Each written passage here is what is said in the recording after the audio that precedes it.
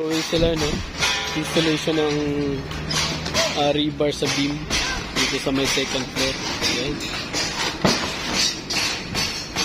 Inahabol natin to para makapag-siding, makapag-forma. Ayan. So, since second floor na to, working at height sila, no? So, dapat may mga lifeline tayo na pagsasabitan nila ng mga yan, yung body harness nila. Huwag yung 9 meters. Sa lifeline nila, no? Doon nila kinakapit yung mga yung body harness nila. Kaya nito. Ayusin mo na lang, i-clap mo na yan.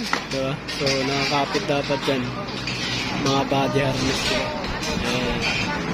Diba? So, naka-harness yan. So, since working at height sila,